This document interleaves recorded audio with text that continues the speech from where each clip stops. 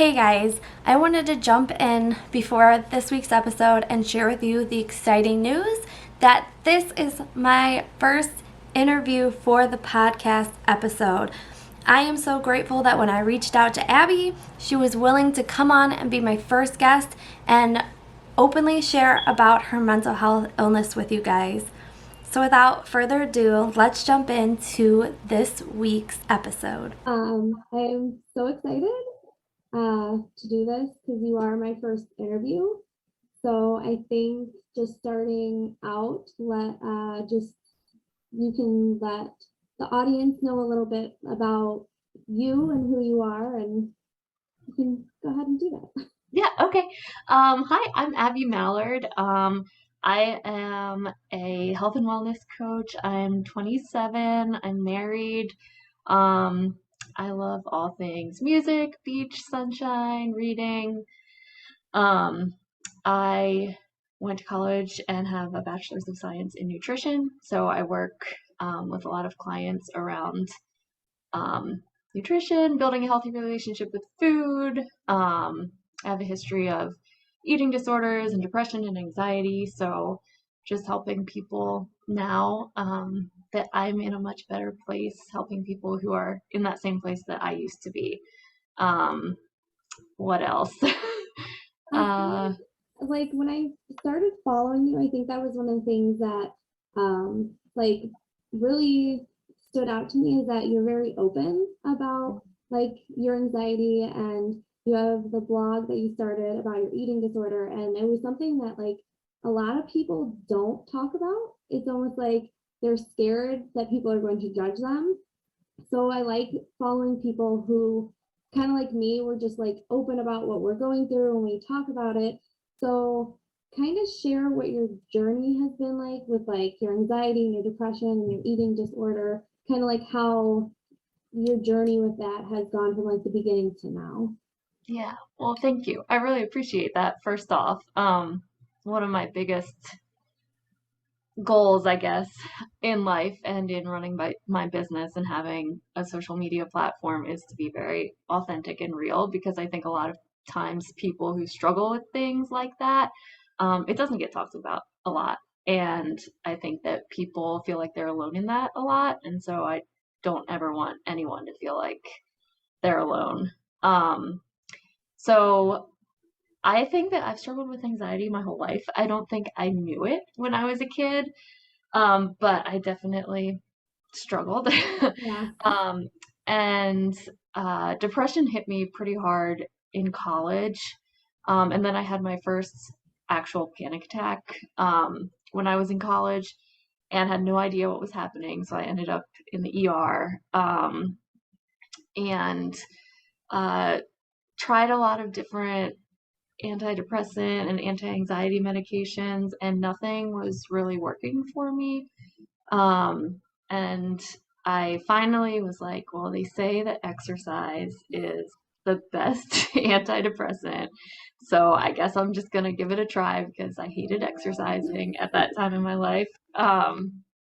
So I had actually signed up as a Beachbody coach like that same year and had access to all of our amazing programs and had a coach, but just had never actually done anything with it or stuck with anything. So I started a workout program through Beachbody at home so I didn't have to go to a gym or be around anyone.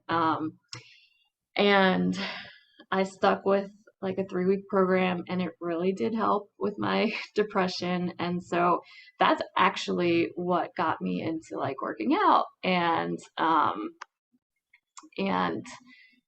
yeah, working out and using workout programs and like helping other people get into workouts as well. Eating disorder wise, I struggled with an eating disorder from about 13 to 18. I struggled a lot with bulimia and um, I it was really like a coping mechanism for me. I felt very controlled and I needed something that I could control. Um, and I finally, um, I finally told my parents because no one knew that whole time. And when I was about 17, I wrote my mom a letter because I could not tell her like vocally face to face. And I started seeing a dietitian and a counselor, and that really, really helped me. But then also adding on working out along with that just really helped me like heal fully from my eating disorder. Yeah, and I think I was like looking it up too because I don't think people realize that like having an eating disorder is like part of like having a mental health illness too. It's like it falls into that category. So I think a lot of people like when they think of that, they're like, no, that's not the same as like anxiety or depression or like any of the other stuff. Like, no, that's on a whole different level. But really, like when I researched everything, who was saying like, oh no, that falls into the same category. So I was like, wow.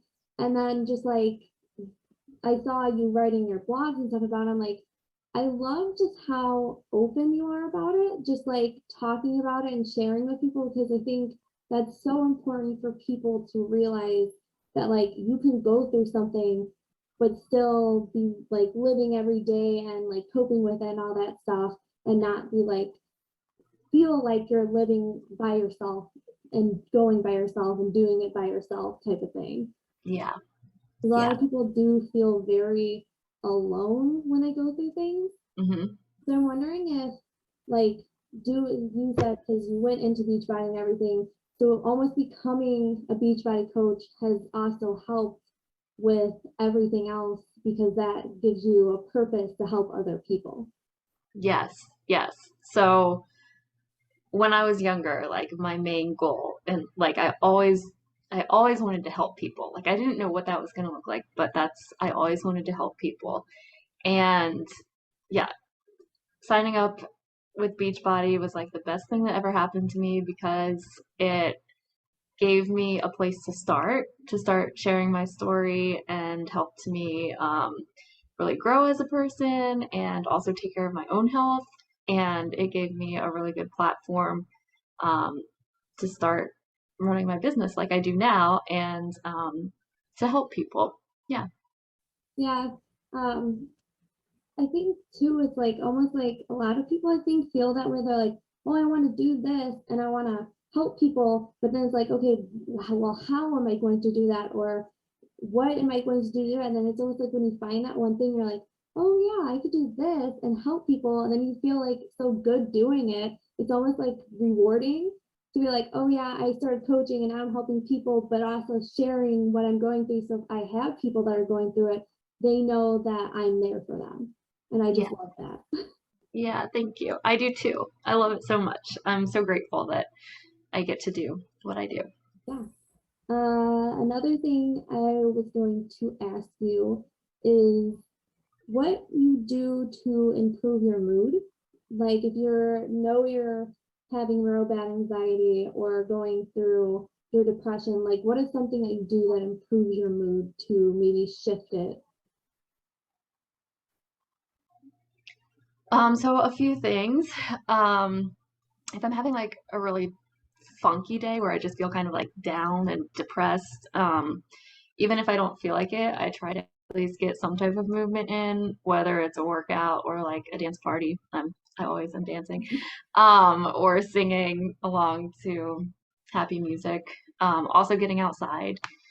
Um, if I'm feeling very anxious and like for me, anxiety presents a lot physically. So I get like a racing heart palpitations, that kind of thing. And sometimes I'm really tired. So if I'm feeling that way, um, a lot of times I'll just allow myself to rest. I'll do yoga if I feel like it, but on those days, I do more of the calming things for myself. So, like, I have a weighted blanket that really helps with anxiety. I have an acupuncture mat that I got off of Amazon that really helps.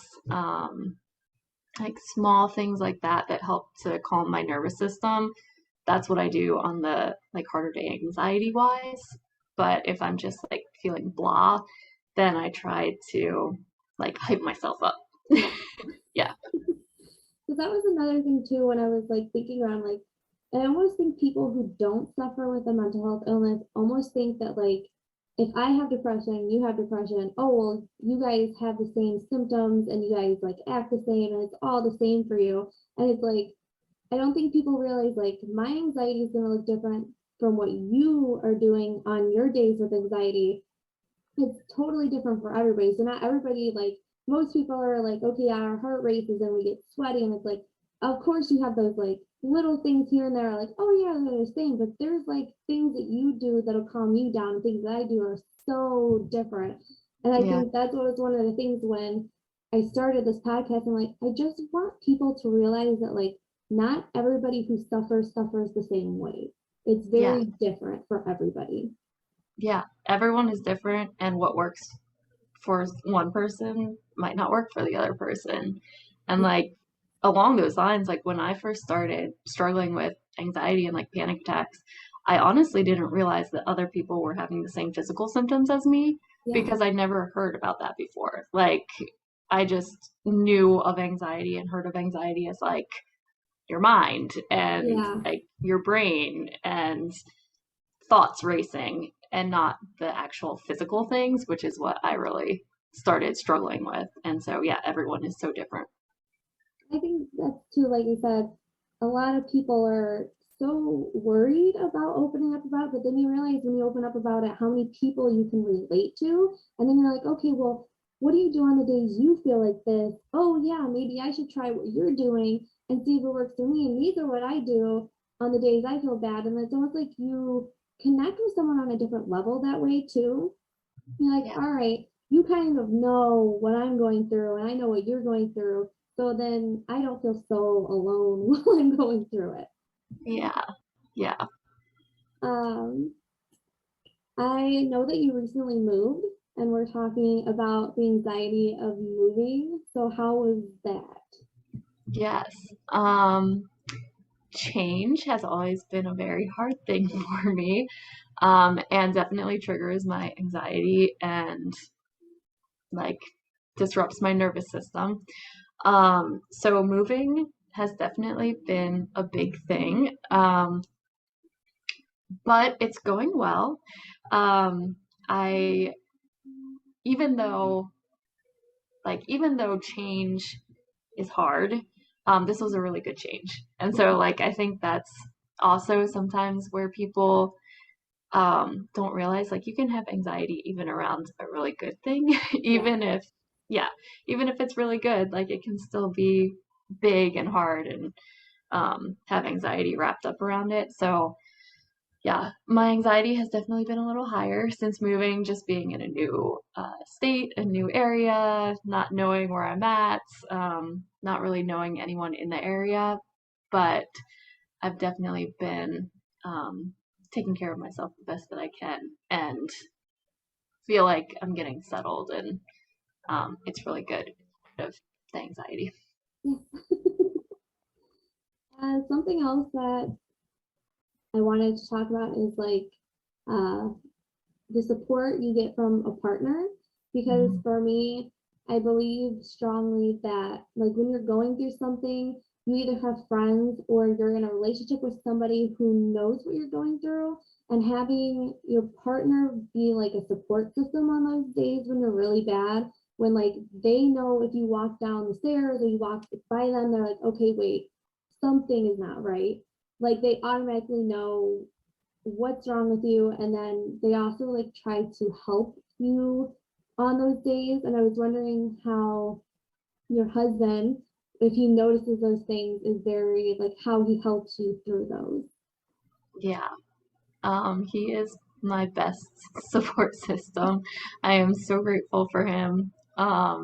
He's my best friend and my greatest support. And I think that one of the things that he helps me with the most when it comes to my anxiety is um, allowing myself to actually express how I'm feeling.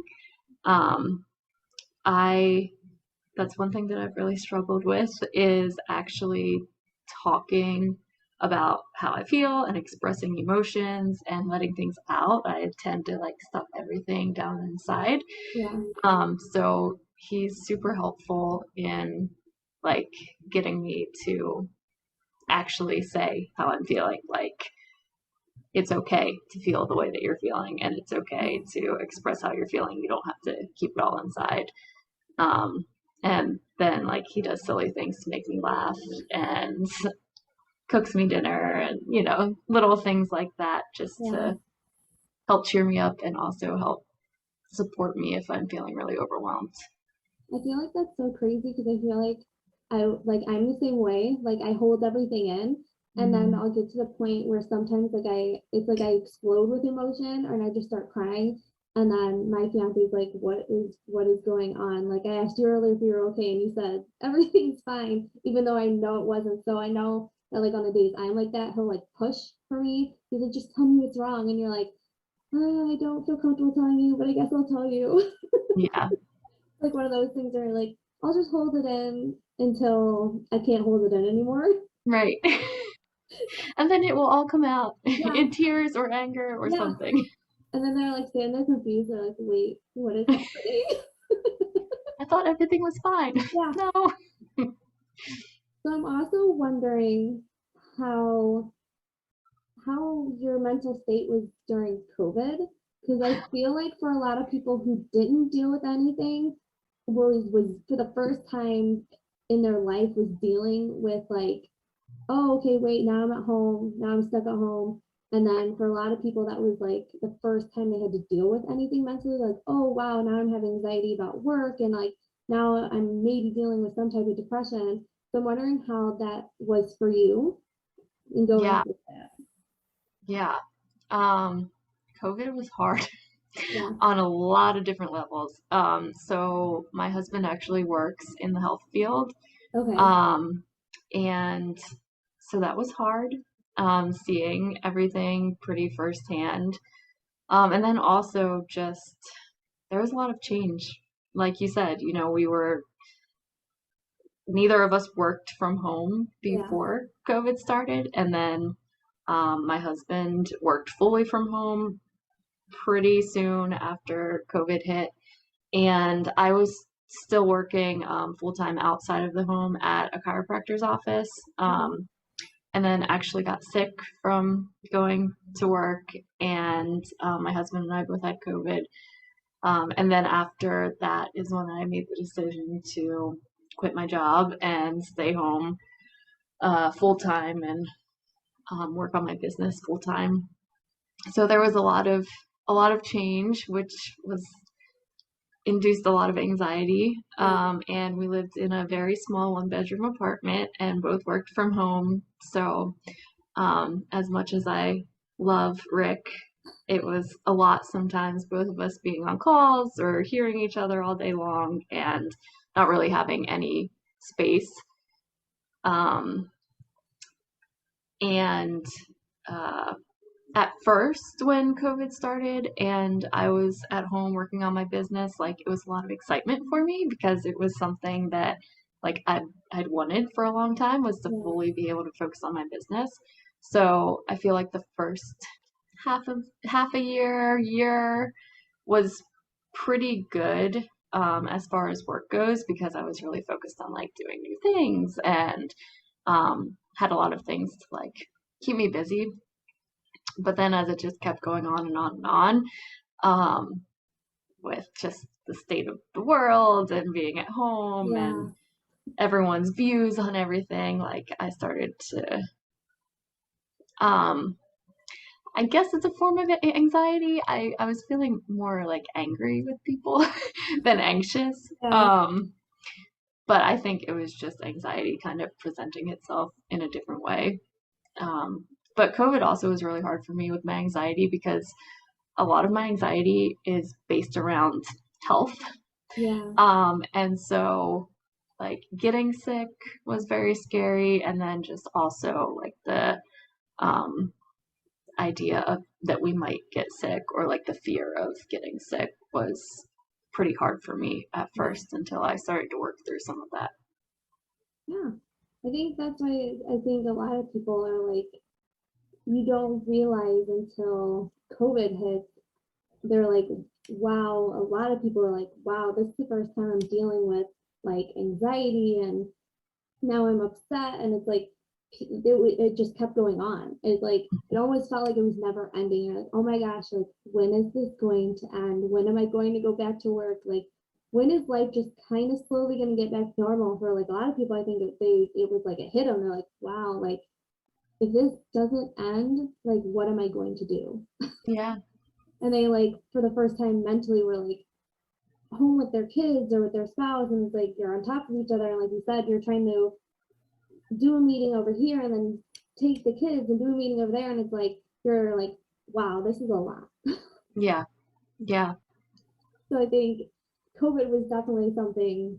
I think for a lot of people it was just like it hit you and you're like, wow, like this is what it's like to like feel this certain way and realize that people feel this certain way like almost every day or all the time. Right. Yeah. And it was interesting.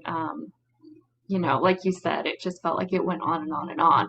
And that was something that I talked about with my therapist was like, she told me, she was like, this is not like a normal crisis or like hard thing that we just work through and get over because like it's still happening. It's a Yeah, constant, and that's harder. That was a very hard thing for a lot of people.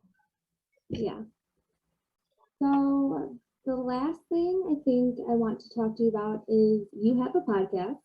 It Yes. is Abs with Abby. I Yes. am a listener of the podcast. And Thank you. you also just recently started doing blogs, but I think the blogs you do are posted on another website, correct? Yes. Yes. So, I actually just renamed my podcast today, so I will Okay. sneak peek the name. It's called Health, My Friend. Okay. Um, Yes, I but saw that like sneak peek coming soon on your yes, stories today. yes, coming soon. Yes. Um, so Health, My Friend, you can find that on Apple or Spotify or Breaker, pretty much anywhere that you get your podcasts. And then the articles that I write, they go up every Tuesday and it's posted on unhurry.in.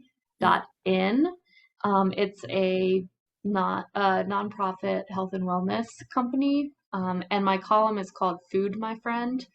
Um, but if anyone's looking for those things, an easy way to find them all is under my social media, Instagram, Abs with Abby new.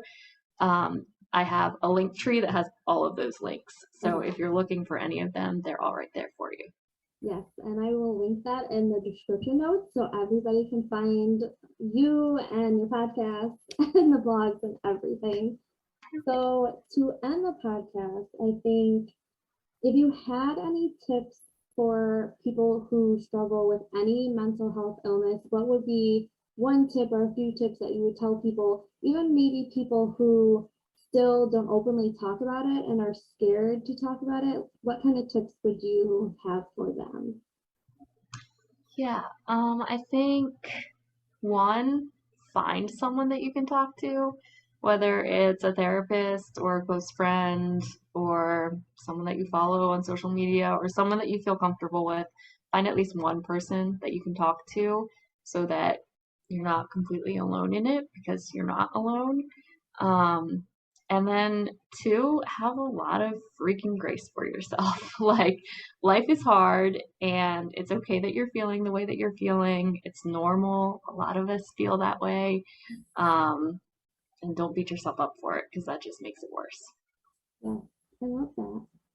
That's like the end, I think, end of every podcast episode. That's like one of my lines is like, you are never alone. Like, I think people, I just want people to know that, like, you're not alone.